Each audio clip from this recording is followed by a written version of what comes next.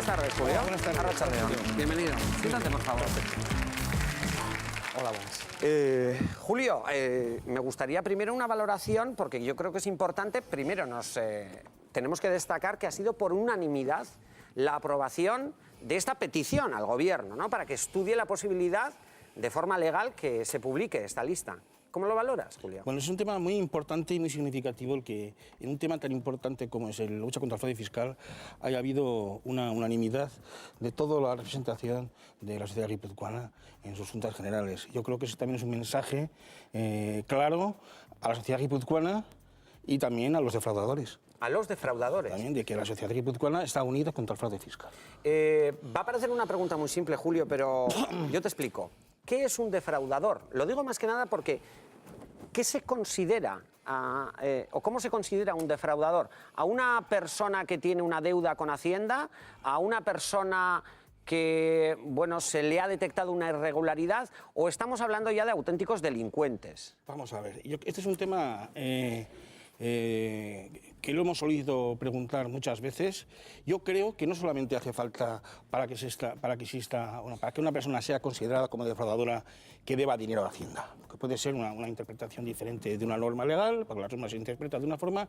Yo creo que hace falta un ánimo de defraudar, un dolo, cierto dolo, cierta actitud de defraudar, con cierta malicia, que es un poco lo que califica una actitud, porque una persona puede perfectamente interpretar un artículo de una forma, o puede incluso olvidarse de declarar cierta cantidad por entender que no es declarable. Pero claro, hay que descubrir también, entrar en cada caso concreto y ver si existe ese dolo, esa actitud, ese ánimo de defraudar, que eso es posible. Julio, cuando has comentado lo del dolo, es decir, cuando no se detecta una intención de engañar a las arcas públicas, que no existe dolo, me ha recordado un caso que hemos conocido recientemente, Iker Casillas, uno de los deportistas más famosos, pues precisamente se le ha detectado una irregularidad con la Hacienda estatal en este caso, y precisamente esa Hacienda ha considerado que no había intención de defraudar, es decir, que no había dolo, y lo han arreglado.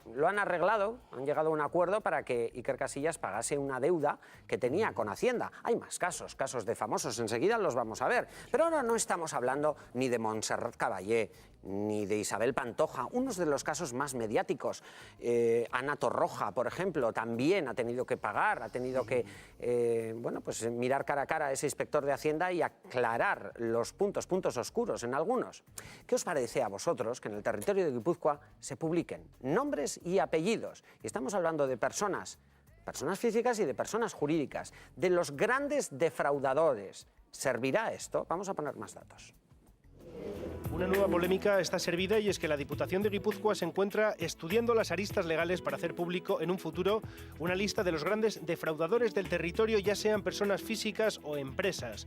Esta posibilidad nace a petición del PSE, que ha presentado una propuesta de resolución que hoy se votará en el máximo órgano guipuzcoano y que ha articulado junto a Bildu y Aralar. Recordar que el ministro de Hacienda, Cristóbal Montoro, ya anunció a finales de 2012 una iniciativa similar que a día de hoy sigue aparcada.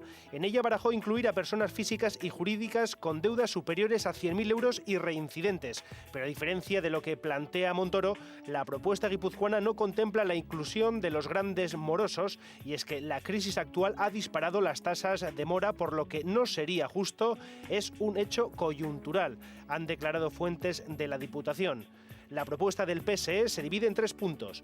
Los 2 primeros reclaman la necesidad de continuar con la colaboración entre diferentes administraciones, además de mejorar los niveles de recaudación del fraude descubierto, que suele rondar el 70% según Hacienda. El punto más polémico se reserva para el final de la propuesta, que hoy saldrá adelante en las Juntas Generales, y dice: las Juntas Generales instan a la Diputación Foral a estudiar la posibilidad legal de dar publicidad al listado de grandes defraudadores fiscales de Guipúzcoa y otras medidas tendentes a hacer pedagogía del quebranto que para el sostenimiento de los servicios públicos suponen las actitudes insolidarias relacionadas con el fraude en el pago de impuestos a Hacienda Pública. Publicar la lista de los grandes defraudadores de Guipúzcoa supone un paso más en la batalla contra el fraude que la Diputación intensificó desde la pasada legislatura, aunque no será tarea fácil. Y es que la actual norma foral general tributaria de Guipúzcoa, en su artículo 92, deja bien claro el carácter reservado de los datos con trascendencia tributaria.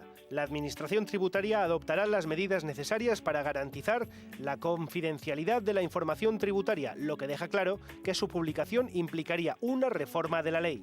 En sus primeros 6 meses, 126 contribuyentes guipuzcoanos, personas físicas y jurídicas, fueron integrados en el censo de defraudadores puesto en marcha en 2013 por la Hacienda Foral de Guipúzcoa y que tiene carácter reservado.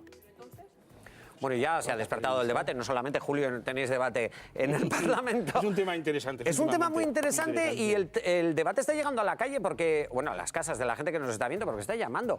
La gente dice hasta el momento que le parece muy bien, pero hay algunos que plantean algunas dudas, Julio. Dice, claro, estos datos que tiene Hacienda son secretos o deberían serlo. Si se pretende publicar los nombres y apellidos de la gente que ha defraudado, es decir, entiendo, Julio, de la gente que ya se puede decir que es delincuente, sí, que ha delinquido, que ha intentado estafar a las arcas públicas.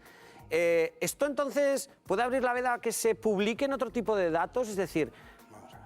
Vamos a ver, primero, lo que se ha aprobado en las Juntas Generales hoy no es que se publiquen los datos. Primero vamos a actuar con pies de plomo, con cautela, con todas las garantías posibles. Vamos a pedir un estudio a la Diputación para que analice en profundidad todas las normas que existen en vigor, tanto a nivel foral como a nivel estatal, como a nivel constitucional, en relación con este tema.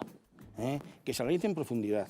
Y una vez que se llega a la conclusión, dependiendo qué conclusiones saque la Hacienda Foral de Guipúzcoa, habrá que tomar medidas. Es decir, puede haber varios escenarios. El primero, que no haya ningún problema. Yo creo que es un escenario bastante complicado. Puede decirnos también que hay que cambiar la ley, la norma foral general tributaria de Guipúzcoa. Eso sería, pues, relativamente sencillo, porque sí, estaría, fíjate, el estaría artículo la decisión 92, de las juntas. El artículo 92 deja bien claro el carácter reservado de los datos con trascendencia tributaria. Eso. Si estamos hablando de personas que han incurrido en un fraude, aunque sean definidos como defraudadores, son datos tributarios. Eso. Por lo tanto, la Administración está obligada a asegurar la confidencialidad de esos datos. Entonces, habría que cambiar esto. Efectivamente, ya digo que si es a nivel de Guipúzcoa, de territorio histórico de Guipúzcoa, una norma foral tributaria se podía cambiar siempre y cuando no afectase a las reglas del concierto económico.